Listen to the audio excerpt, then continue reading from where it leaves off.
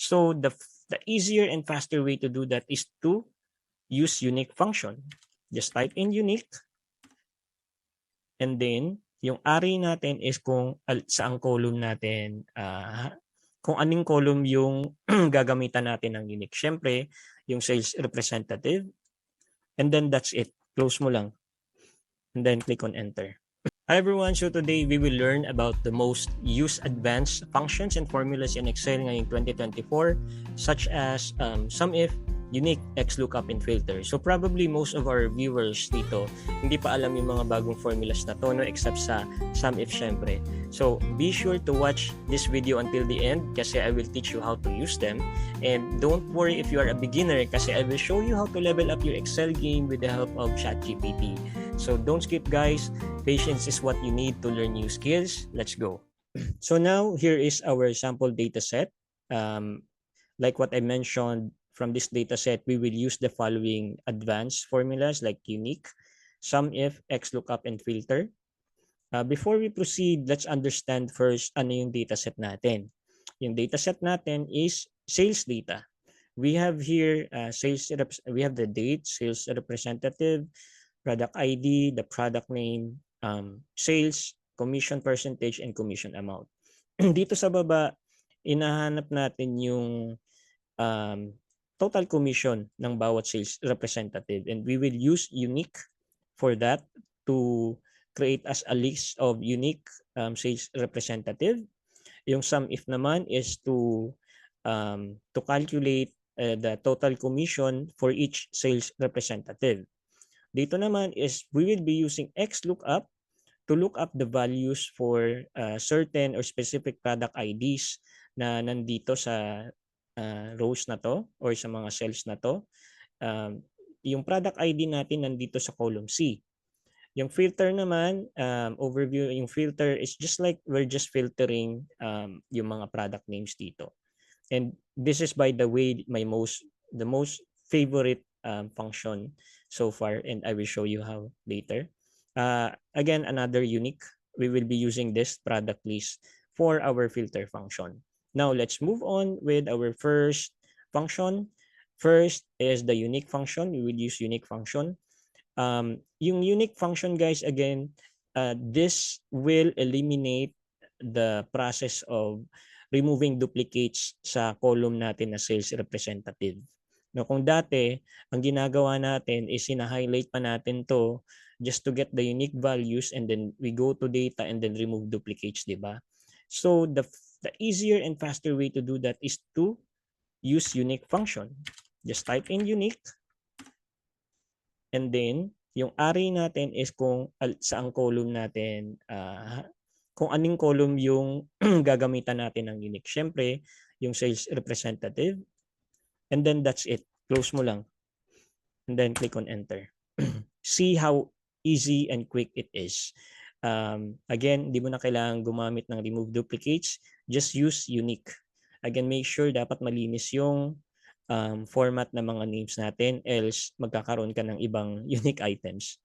Now, let's use SUMIF naman. Again, ang goal natin is to calculate for the total commission na meron si John Roberts and other sales representative.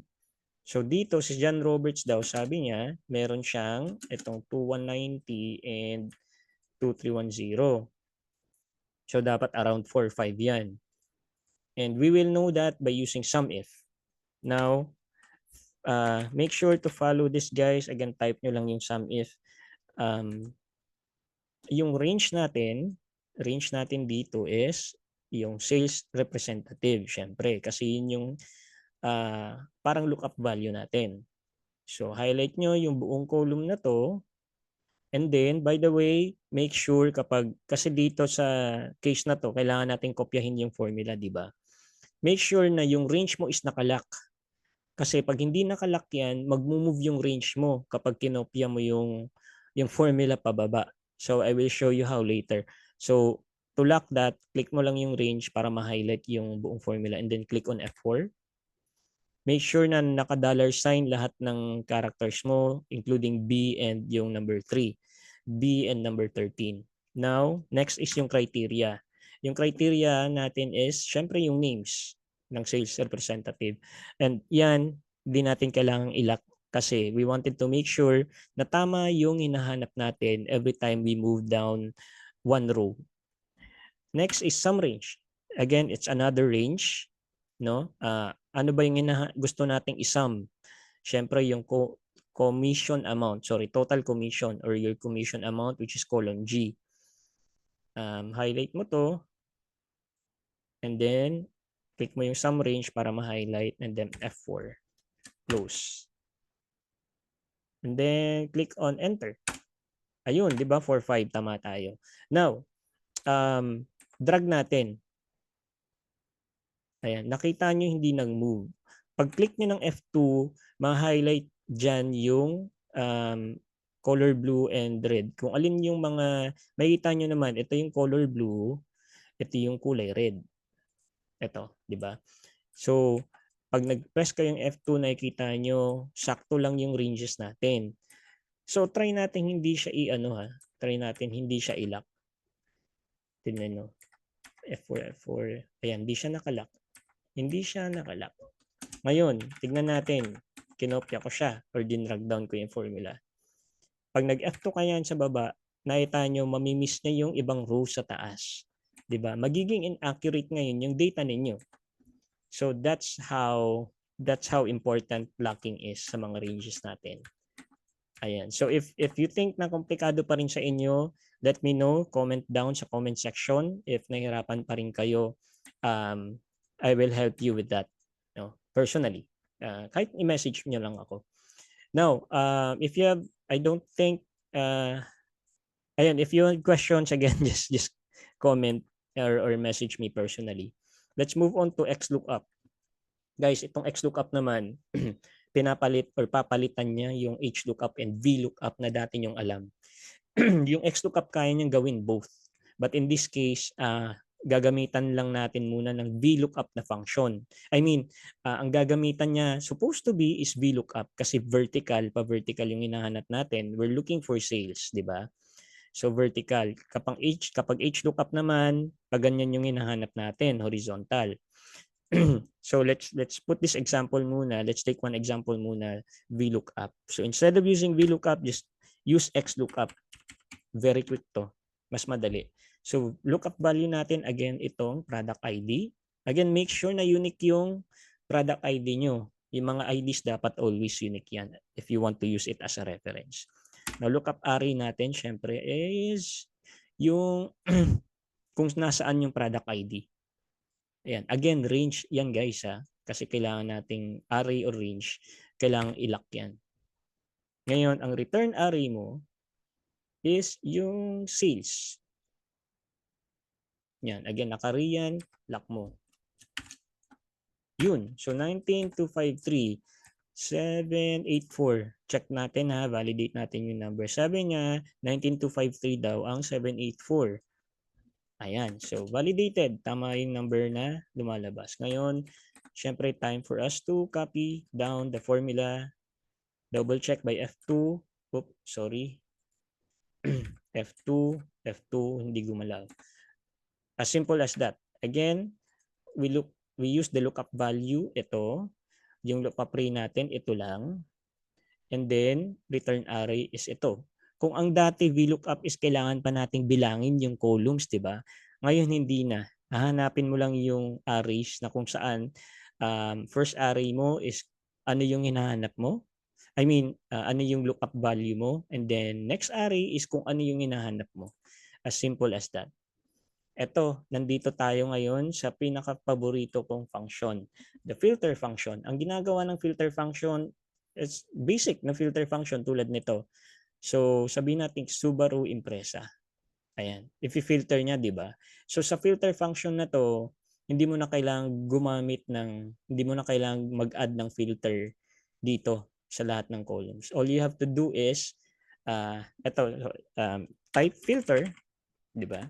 And then, array mo is ano ba yung mga columns na gusto mong ipalabas sa filter mo. Ang gusto ko, yung product and sales lang. So, yan yung array mo. Include mo. Ang i-include natin is yung ano ba yung hinahanap natin? Yung product. 'di ba? Aling column yung product? Column D. So highlight natin to, yung range na to. That equals to sa product name. So naka-blanco to.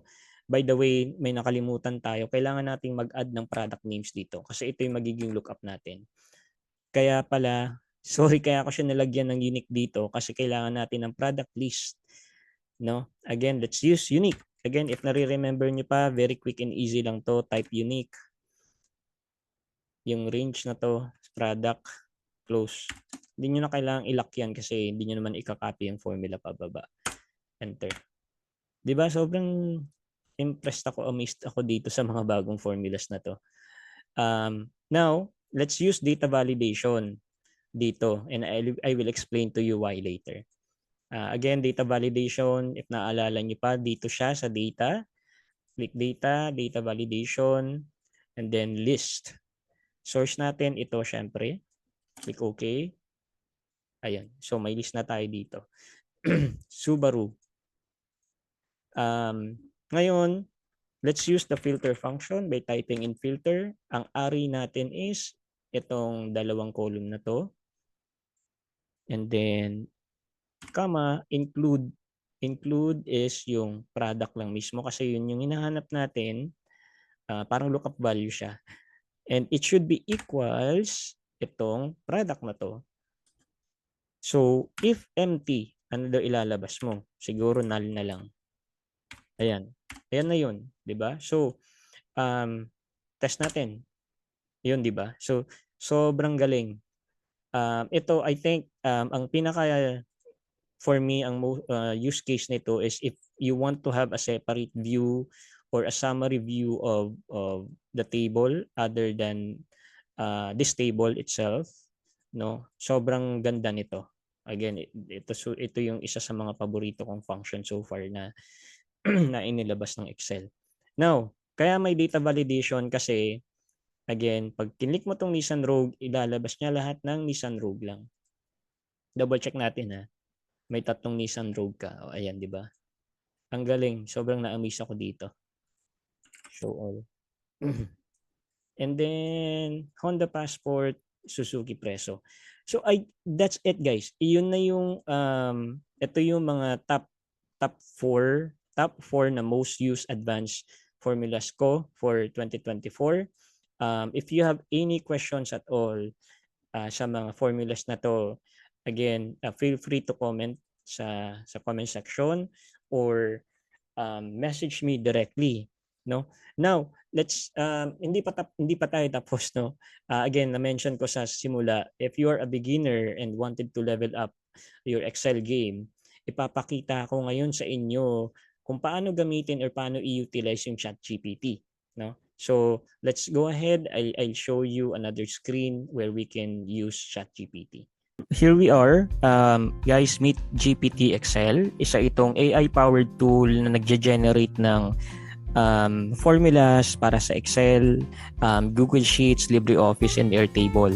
So, hindi lang formulas actually ang kaya niya gawin. We have scripts, mga SQL code, and most especially ito yung isa sa mga gusto ko, no? Gumagawa siya ng template for you. All you have to do is type in what template you want. Mas detailed, much better. Tapos kaya niyang gumawa ng theme for you and then download in Excel or CSV. Diba? Ang galing nito, napaka-amazing nitong tool, nitong feature na to specifically. So I'll give you a quick walkthrough on how to use this. Firstly, make sure na nakaset up ka ng tama yung Excel version mo. Ako, gumagamit ako ng 2016. And then the rest is okay na. Now, let's take up one example. So, how do I calculate working days in A1, 2, and B2? Ayan, click on generate. Lalabas dito. So, all you have to do is just copy. Yan, click nyo lang yan and then paste nyo doon sa Excel sheet. No? And then maybe you might need a quick small editing para mas maayos nyo yung formula. Next is, ayan, pwede siya actually for Google Sheets then, no? And now, ito yung pinakagamit. That's why, by the way, I already bought this Pro plan. Ay, meron akong Pro plan kasi yung free nito is for 4 calls lang. Ibig sabihin, 4 na beses ka lang pwede makapag-try in a day. So, hindi siya, for me, medyo kulang siya for me. By the way, sobrang mura nito. Actually, 400 pesos lang. Ikumpara mo sa ChatGPT na 1,000. So, hindi mo naman may utilize ng buo kasi for me, ako, Excel lang naman ang kailangan ko. So, that's why this is really worth it for me, especially sa Visual Basic. Gamit na gamit ko to para sa mga projects ko for automation. And again, the rest, we have template, and ito, AI chat, sobrang gamit din ito. If you want if you are trying a more sophisticated or more complicated na mga formula, you can try it out here. Just make sure na very detailed and specific yung ask mo or prompt mo. So, yun lang guys. Check out the link in my bio para matry mo na. Perfect to for students, for professionals, especially sa mga business owners who wants to streamline their workflow, no? Go ahead and then check out the link. It will really help me. You can support me to create more contents like this, no? I think that's it guys. Medyo mahaba na video. Thank you so much. If you haven't followed me yet, please make sure to follow me. Click on like, share, again, thank you so much. See you guys again soon. Bye bye.